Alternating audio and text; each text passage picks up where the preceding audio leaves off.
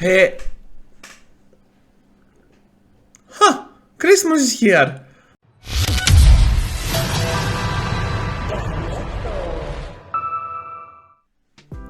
Hello trainers, Ganeto here, and today we're gonna dive into Open Ultra with the best Shadow Scizor team that you are gonna see. So before we do, be sure to leave a like, subscribe to the channel because it really helps, and thank you for supporting the channel so much, trainers. And now without any further ado, let's dive into the battles. The first one is gonna have a Swampert against us, and it's all good, we are kinda smooth here in the Open Ultra League, and we're just gonna swap out to the Swampert kinda late. Yeah, I know. Now we have to sacrifice shields for our Swampert to have a successful fight. So here comes now the Earthquake. If they shield, it's okay. If they don't, wow, we land the boom. So they don't, and down goes the Empoleon, and now they have the Swampert that comes back. I have no problem to let my Swampert go at this point because I still have Gyarados that can come back and just obliterate this thing. Let's go now with the Earthquake. Can we land it? Yes, we can. Are you kidding me? Down goes a nice chunk out of that Pokemon. And at the back they have a Lucario. Oh my freaking goodness, that is not good, not looking good. I instantly swapped out to my Scizor because I wanted to have the advantage, but they had a Lucario. Oh my freaking goodness, can we do it? We have to call the bait. They have a lot of energy, we have to call the bait, and it is a bait. Let's go everyone. Here comes now the farm down with the Dragon Breath. This can be for sure a Shadow Ball, so let's block now, and it is another bait. Oh my goodness, and we have the time to farm it down. They have two shields, so we have to commit to the fast attack farm down. They have a move. Is this enough to finish us off? Of course it's not, and the math shots are resisted due to the fact that we are flying type, and down goes the Swampert, trainers. Next one, and we're facing another good lead, this time against the Dragonite. It is not the best lead out there, but it's kinda good for us. So here comes now another Empoleon on the switch. Perhaps I should be running that Machamp that I have on my back, but I prefer Swampert for obvious reasons. You will see here. Here comes the Earthquake. Boom! Down goes one shield. Okay, that was a weird boom that I said. It wasn't a nuke or anything. So I have to double block at this point and keep my faith on my Swampert. I know they will go for the block, so I overfarm and now try to bait their shield. So here comes the Hydro Cannon, and yes, here comes their shield as well. So now we have the time to finish it off with the Earthquake. Down goes the entire HP from that shield type Pokemon, and now the Dragonite will return to farm us down. It's okay. We have our Gyarados that can come in as well and go for the crunch to do massive damage to the Dragonite, and we can just hope that they have something that it is not a fire type at the back. Their defense dropped and we could farm down. Wow, that was awesome. So here comes now the crunch, and they have an Escavalier. Oh my freaking goodness, we have to go for the crunch and let them throw their energy. Yeah, that's it, their energy. So here comes the Mega Horn, huge damage. We survive, but we can still finish off with one Night Slash because we outspeed at this point, and down goes that Escavalier as well. Okay everyone, next one against eating Snoopy. Why are you eating Snoopy? That's the most devilish thing that anyone could do. Why? Snoopy is just beautiful. Okay, so here comes now the Aqua Tail, and they make an amazing swap to absorb our move to the Stunfisk. Oh my, here comes now the Swampert. Can we do it, trainers? Because they have a Stunfisk, this is kinda weird for us, since they might have a double ground or a double steel at the back, something like a Melmetal or something like a Swampert. Who knows? We'll see. So here comes now the Hydro Cannon. We can farm down after that. Wow, it survived that. And here comes now the Gyarados. I know we can take one move and still go for our Hydro Cannon. Awesome.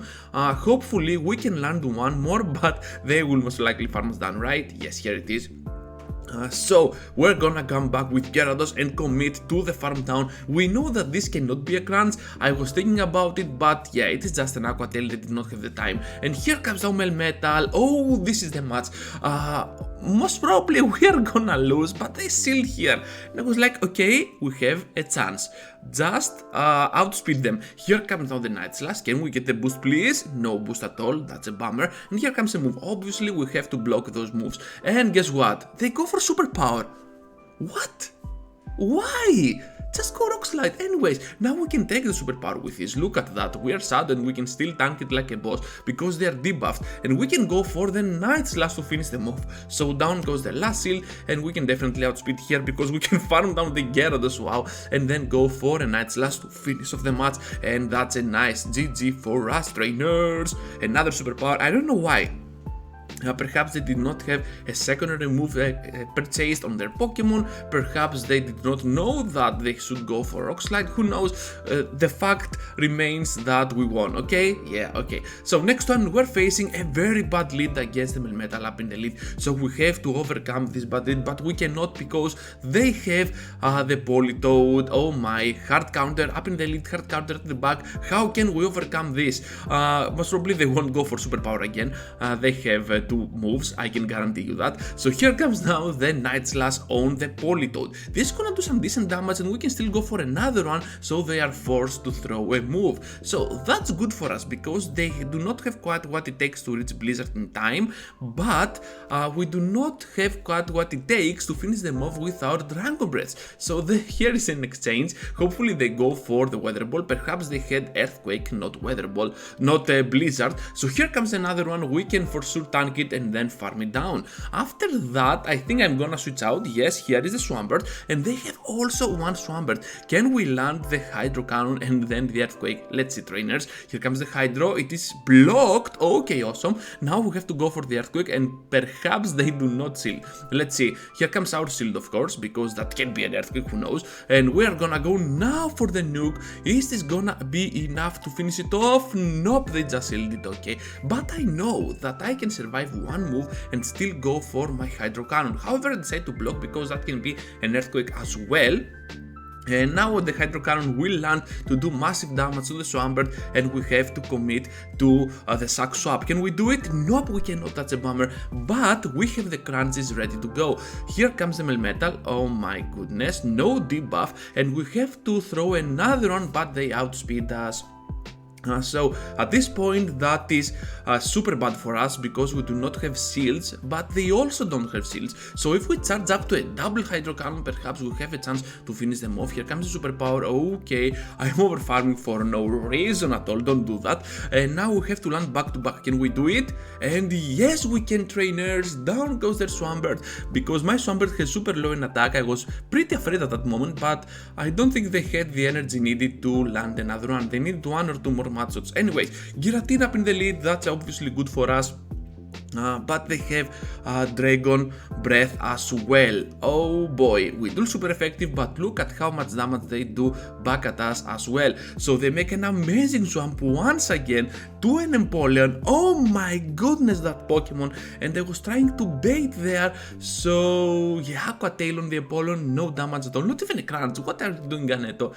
Worry not, trainers, we're gonna see in a while if we can overcome this obstacle once more. So here comes now the Hydro Cannon, gonna do not enough damage, but we want to take the shield, awesome. And now we have quite what it takes to finish them off with an Earthquake. Can they shield? No, they cannot, so down goes the Empoleon. And now we have turned the tables around, because now the Scizor will face that Giratina. Hopefully for us, that Giratina also has Dragon Breath. Which means that Scizor can just come into the fight and commit to the Night Slash and perhaps some more farm. Let's see, 1, 2, 3, 4, now farm. Okay.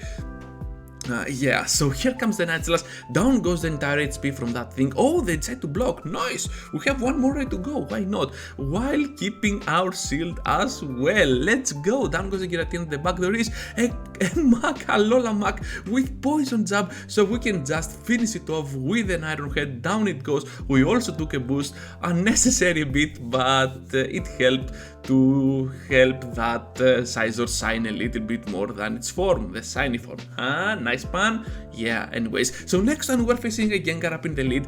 I was thinking here, okay, that has to be a bait, right? It is a bait.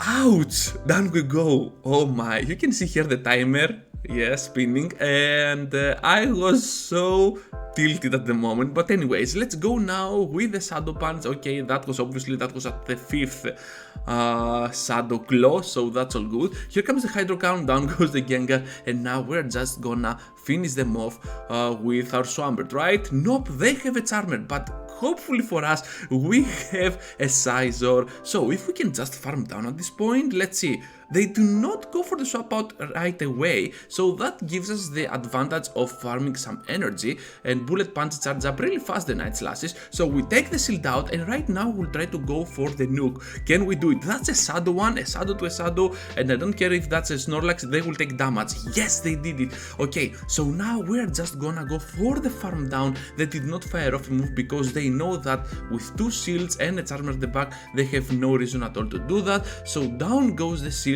Perhaps I should have gone for the Night Slash just in case we took the boost here, but we can go at the last second for the Hydro Cannon, finishing him off, and down goes the Charmer and 2 shields. Yeah, but they could fire off, but they didn't for obvious reasons, and they played it super good. That was a very close match. I do not want to mock anyone. Anyways, so here comes another bad lead, this time against the Sylveon, and you all know how much we hate Charmers. Yep, and against a Dragon Breath Gyarados, yeah, that's not good at all. So gonna bring in there my Swampert, and I will take the move. It is a Scald, okay, and I'm thinking that we have to go for the Earthquake, right? They're expecting the Hydro Cannon because they are low and they can survive it, but let's surprise them. Here comes the nuke, down they go, and now the Obstacle will come to farm us down, but they will have to take our move as well, the Hydro Cannon once more. So down we go, it's all good, and we're gonna answer back with that Gyarados. Of course they're gonna bring in the Sylveon, and we have the Bullet Puncher.